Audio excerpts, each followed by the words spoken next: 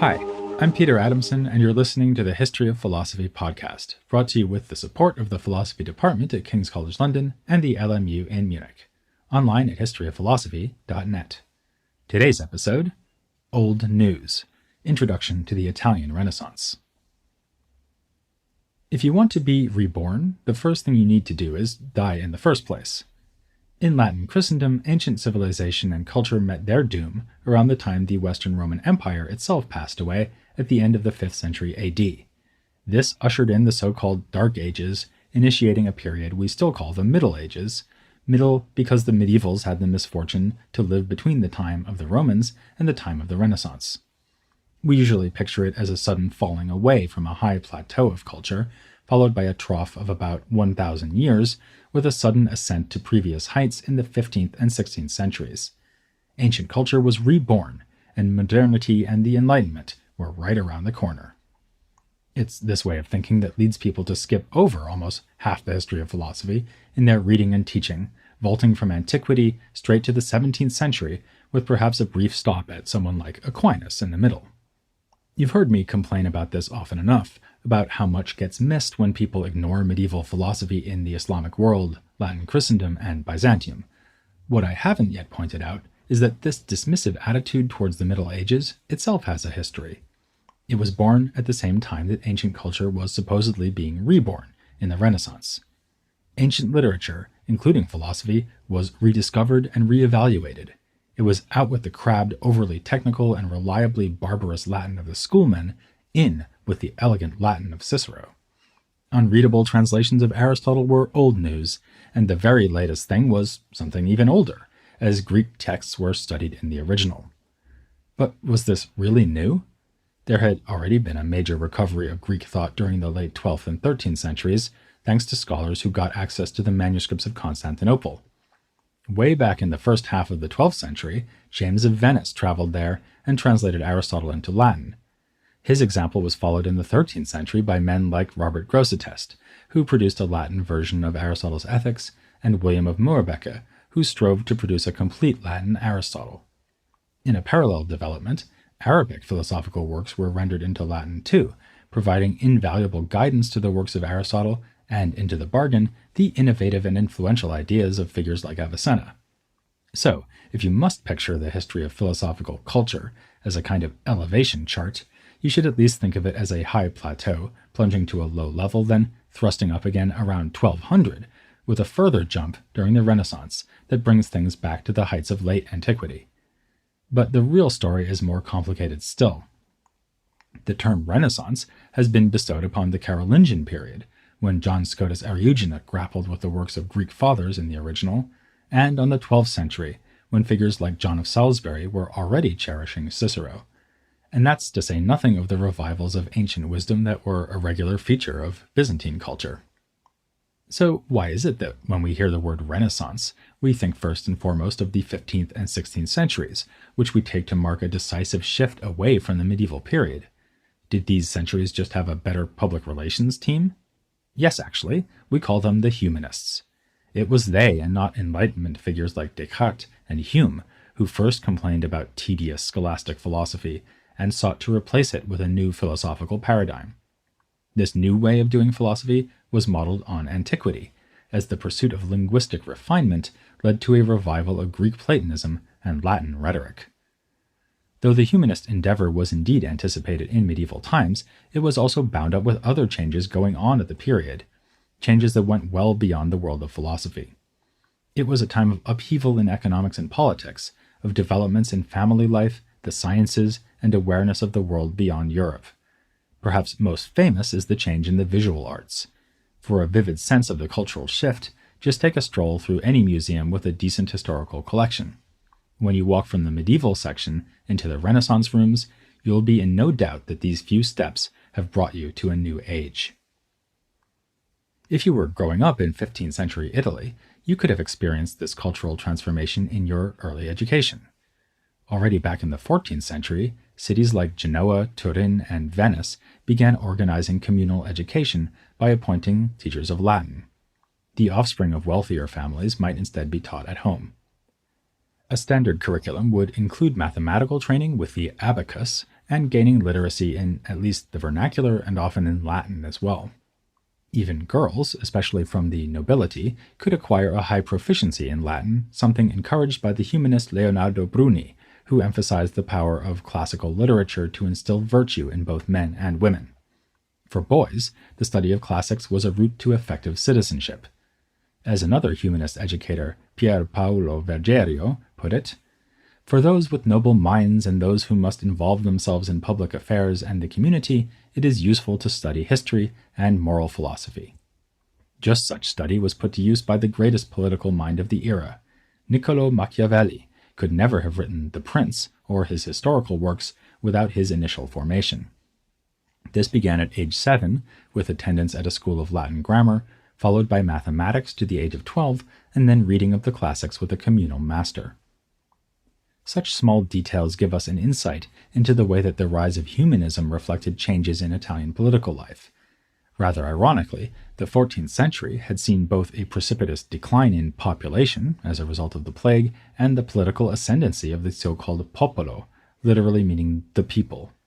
The term refers to a middle class whose wealth and social influence peaked with the establishment of republican governments around Italy.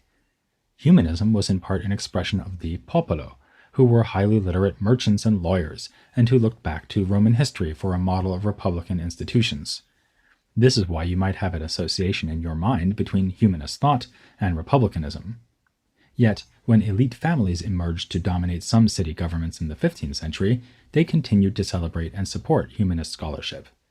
The most famous example would be the Medici of Florence.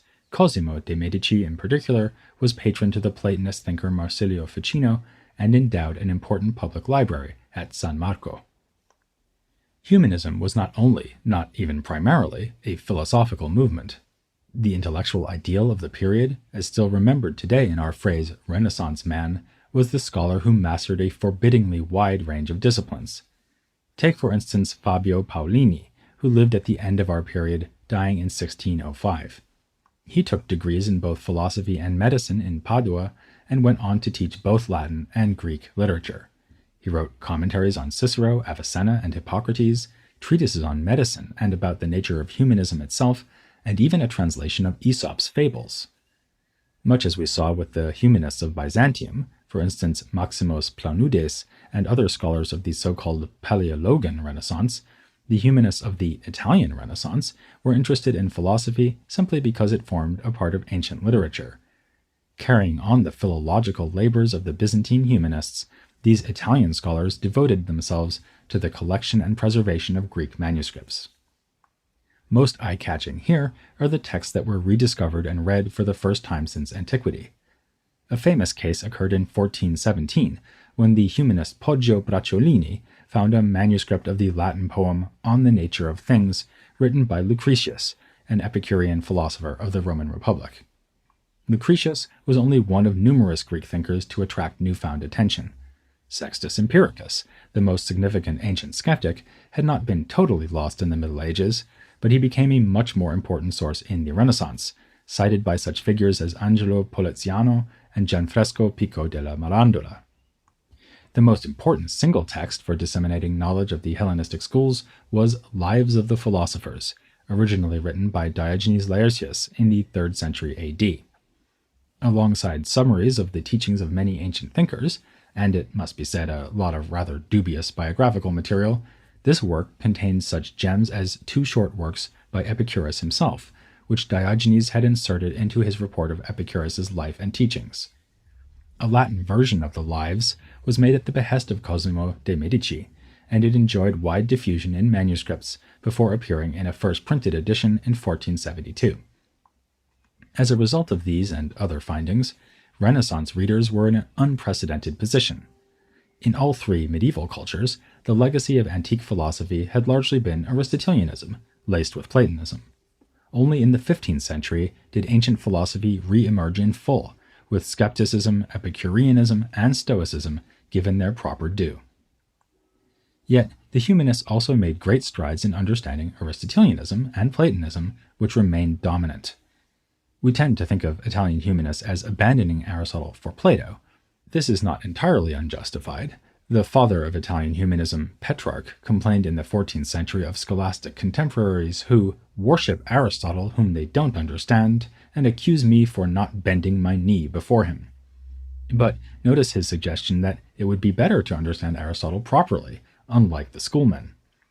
This presupposed a better grasp of his Greek texts, a project pursued from early in the 15th century with improved Latin translations by Roberto Rossi and Leonardo Bruni. Over the next 2 centuries, there would be nearly 300 translations of Aristotle into Latin, produced by about 70 translators, and that's not to mention renditions of his works in various European vernacular languages. Meanwhile, the original Greek of Aristotle was finding new readers. Almost half our surviving manuscripts for Aristotle date from the 15th and 16th centuries, and the history of printing him in Greek goes back to the 5-volume edition produced by Aldus Manutius and his team at the end of the 15th century. We also find humanists lecturing on the Aristotelian corpus, as did Angelo Poliziano in Florence and Niccolò Tomeo in Padua. But we should not underestimate the continuing vitality of the scholastic approach to Aristotle, a tradition that the humanists rejected. Medieval commentators were widely read and given early printings. For instance, there were printed editions of Aquinas' commentaries on Aristotle, and in the middle of the 16th century, Tommaso Giunta printed Averroes' commentaries in Venice, along with the works of Aristotle on which Averroes had been commenting. Giunta did this as a corrective to the humanists' enthusiasm for Greek sources, which led them to neglect the riches of the Arabic tradition. As we'll be seeing, Averroes will be a significant source for Renaissance Aristotelians and also a significant source of controversy, just as he had been back in the 13th century when Aquinas was attacking members in the arts faculty at Paris for their excessive devotion to the commentator and his doctrines. If the story of Aristotelianism in the Renaissance is fairly continuous with the medieval tradition, the revival of Platonism was really something new, at least in the Latin Christian sphere. True, Plato had inspired philosophers throughout the Middle Ages, his influence peaking in the 12th century with the so-called School of Chartres. But for the most part, Plato was known only through a partial translation of his cosmological dialogue, the Timaeus. Now in the Renaissance, the whole collection of his dialogues make a dramatic entry onto the stage of philosophy, bringing the knowledge of his works to the same level as had been possible in Constantinople. This was thanks especially to Ficino, whose complete Latin translation of Plato appeared in 1484. But his efforts had been anticipated by earlier scholars such as Leonardo Bruni and George of Trebizond. Meanwhile, Ficino and others also made a close study of late ancient Platonists, including Plotinus and Proclus. Now, Platonism could finally compete with Aristotelianism on a more or less equal footing in a contest that carried on from earlier debates in Byzantium. The upshot of all this is that a remarkably diverse array of sources could attract the attention of Italian Renaissance thinkers. It was a time when, depending on your literary taste, your educational background, and your city, you might cherish Cicero, Plato, or Averroes above all other thinkers. If you were a humanist, you would probably value most highly the thinkers who seemed to contribute the most in the sphere of ethics. The humanists borrowed from Hellenistic texts the assumption that all philosophy worthy of the name should help us to live better lives. Already Petrarch had gone so far as to say, "It is better to will the good than know the truth." And there were powerful links between ethics and political philosophy in this period. In part because of the rise of republican city-states, it's often said that the Renaissance gave birth to modern ideas of individualism, a proposition whose validity we'll need to test. In political philosophy proper, Machiavelli is only the most famous of the authors of the time who debated the relative merits of republican and princely institutions. Speaking of institutions, the fundamental contrast between humanism and scholasticism has in part to do with institutional contexts. In Florence, for instance, there was no university, allowing the new humanist paradigm to flourish in the absence of competition. The existence of philosophy outside universities was in itself nothing new. A handful of intriguing and well-known medieval thinkers also wrote beyond the university setting, such as Petrarch and Dante. But in the Renaissance, that will become increasingly common, if not the norm. Similarly, our survey of the medieval age included a number of philosophers who, as women, were excluded from the world of the schoolmen. That too will continue into the Renaissance, with figures like Christine de Pizan, Laura Cereta, Moderata Fonte, and Lucrezia Marinella.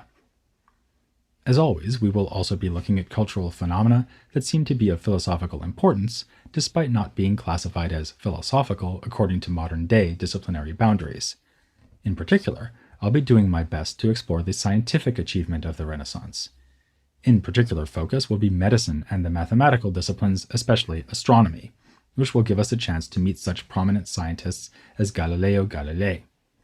We will also take the opportunity to explore so-called pseudo or occult sciences like alchemy and magic. Nor will the famous developments of Renaissance art escape our notice. We'll be touching on theories of aesthetics and on such disciplines as architecture and music.